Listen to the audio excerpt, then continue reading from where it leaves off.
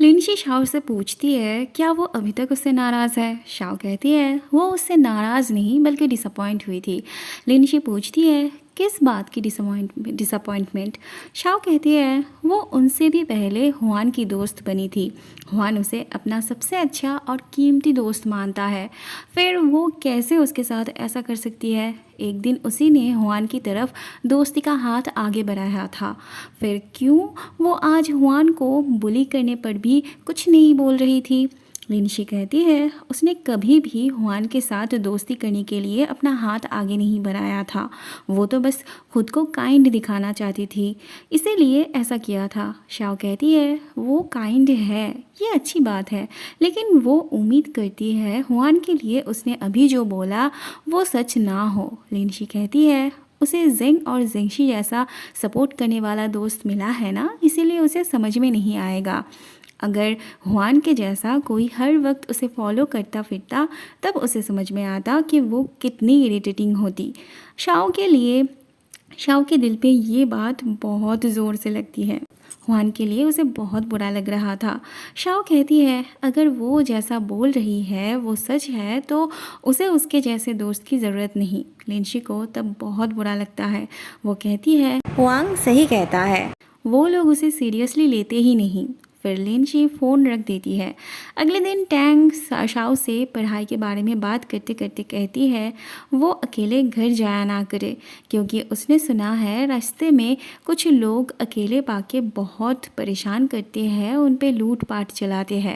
वो जेंग या फिर जेंगशी से कहे ट्यूशन के बाद उसे ले आने के लिए। शाओ कहती है उसकी कोई ज़रूरत नहीं, वो अकेली ही काफ़ी है, कुछ नहीं होगा उसे, वो तो उसे भी प्रोटेक्ट कर सकती है।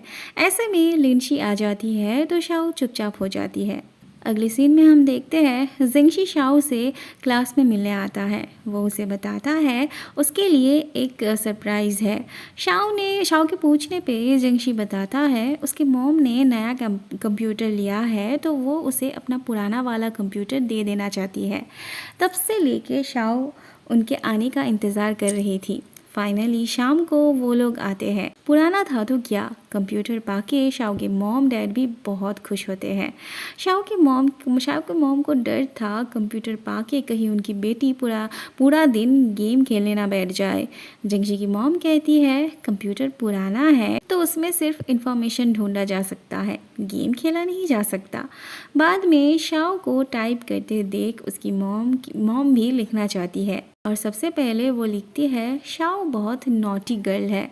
अगले दिन रात में ट्यूशन से घर आते वक्त शाओ को लगता है उसे कोई फॉलो कर रहा था। वो डर के मारे भागती है और सामने जिंग से टकराती है। उसके पैर में दौड़ते वक्त मोच आ गई थी। जिंग उसे अपने पीठ पे उठाना चाहता है पर शाओ को डर था उसके 3 किलो वज़न बढ़ने से शायद जिंग उसे उठा नहीं पाएगा, पर जिंग उसे ज़बरदस्ती अपने पीठ पर उठाता है। बात करते करते शाओ कब ऐसे ही सो पड़ती है। बाद में जिंगशी उन्हें ऐसे देख के उदास हो पड़ता है। अगले दिन जिंगशी अपना क्लास छोड़ के शाओ से मिलने आता है। दरअसल उसे जब पता चला कि कल रात शाओ को कोई फॉलो कर रहा था तो वो शाओ के लिए ये वाली चीज़ मतलब एक बज़र लेके आया था, उसी को देने वो शाओ से मिलने आया था। इससे शाओ अपने आप को प्रोटेक्ट कर पाती। थोड़ी देर बाद जिंग को आते देख शाओ के चेहरे पे हंसी खिल उठती है। जिंगशी पूछता है हर वक्त जिंग को देख के उसके चेहरे पे हंसी क्यों खिल उठती है। शाओ कहती है वो पहले अपना लुक ठीक करे।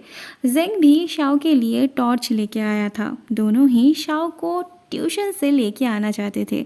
दोनों को ही शाओ के लिए बहुत फिक्र थी। अगले सीन में हम देखते हैं शाओ क्लास के अंदर जिंगशी का दिया हुआ बज़र ट्राई करके देखने जाती है और अचानक से पूरे क्लास में सायरन बज उठती है। सर के डांट से बचने के लिए शाओ वो मेरा नहीं है कह के उस बज़र को बाहर फेंकने जाती है और गलती से वो प्रिंसिपल सर के सर पे जाके लगती है।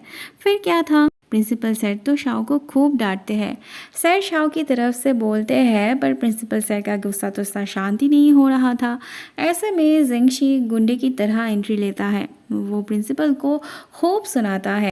गलती की जिम्मेदारी वो अपने ऊपर लेता है।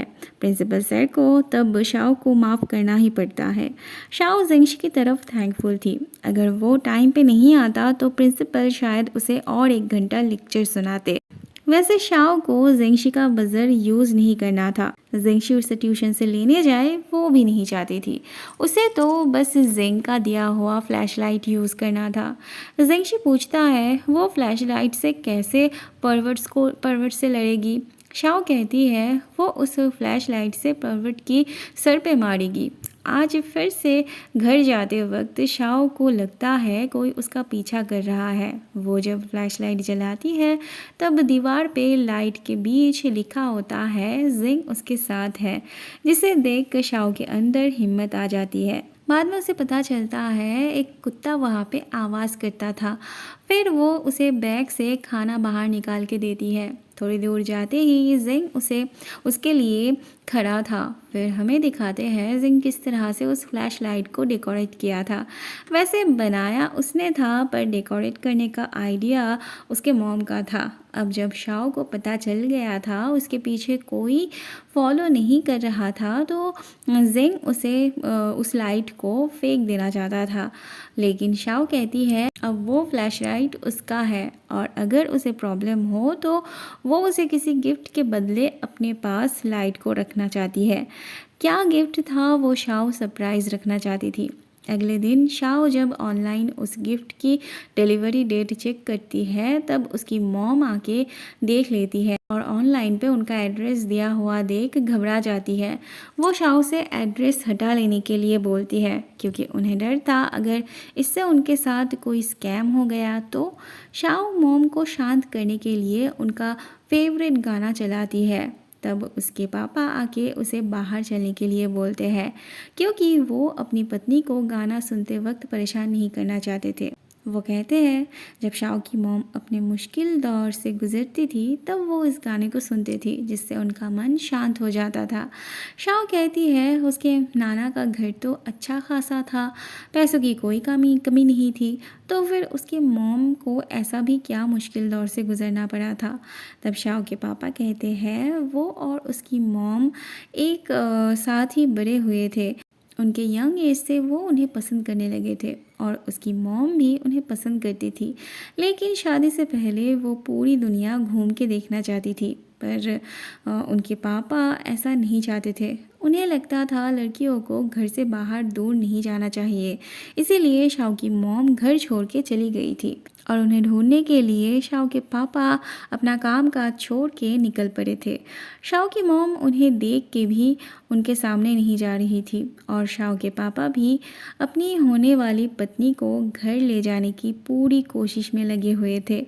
दिन रात वो उसी बिल्डिंग के नीचे इंतज़ार करते थे उनके आने का। लेकिन शाओ की मॉम थी जो ज़िद पे अड़ी थी, पर कब तक। इतना प्यार देख के उन्हें तो पिघलना ही था। शाओ के पापा को जब ये एहसास होता है कि शाओ की मॉम को वो मना नहीं पाएंगे, वो उनके साथ नहीं जाना चाहती, तब वो आखिरी बार उनसे बात करके चले जाना चाहते थे। उन्हें पता था शाओ की मॉम वहीं रहती थी, इसीलिए वो उन्हें और डिस्टर्ब ना करते हुए चुपचाप चले जाने की बात करते हैं। बस उनसे वो इतना कहते हैं कि वो उनका पूरा साथ देंगे, उन्हें जो मर्ज़ी वो कर सकती है, उनके हर फैसले में वो उनका पूरा साथ देंगे और पूरी ज़िंदगी वो उनका राह देखेंगे। अब इतनी प्यार भरी बातें सुन के भला कौन अपने आप को रोक पाती। शाओ की मॉम बाहर आती है और शाओ के पापा को देख के रो पड़ती है। शाओ के पापा तब उन्हें हक करते हैं, उन्हें शांत करते हैं।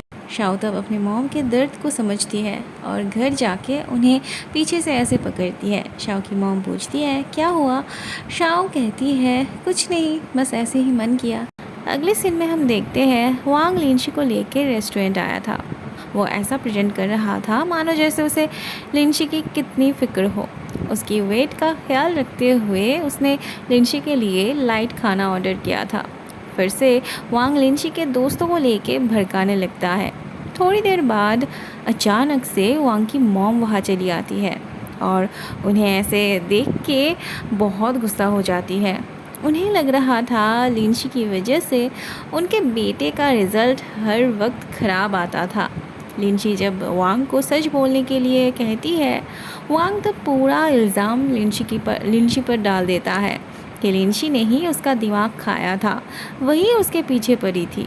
लिंशी तब बिना कुछ कहे वहाँ से चली जाती है।